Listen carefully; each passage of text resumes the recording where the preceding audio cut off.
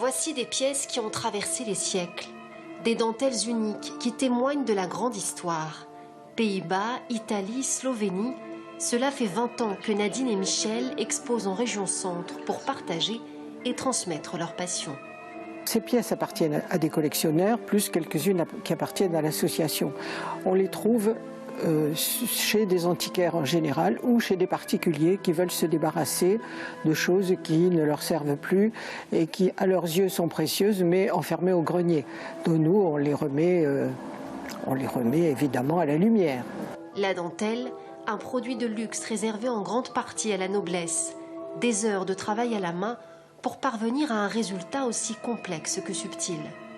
À l'époque de Louis XIV, la grande époque de la dentelle, c'était donc bien sûr uniquement les nobles qui portaient ces dentelles et elles coûtaient aussi cher qu'elles le coûteraient maintenant.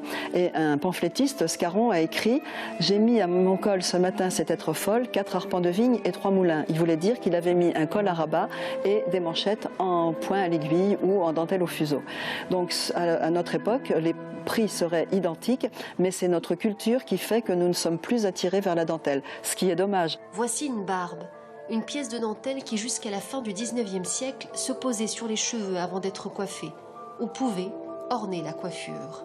Ici, vous en avez une tout à fait particulière, c'est une barbe double parce qu'elle est simple, c'est-à-dire d'une seule grande pièce, et son dessin est particulièrement extraordinaire. Elle est composée de 2 types de dentelles, donc ça s'appelle une dentelle mixte. Vous avez des parties qui sont en dentelle à l'aiguille et d'autres qui sont en dentelle au fuseau, d'une extrême finesse. Nadine et Michel, 2 passionnés, exposent à la Grange des Dîmes à Fondette jusqu'au 15 août.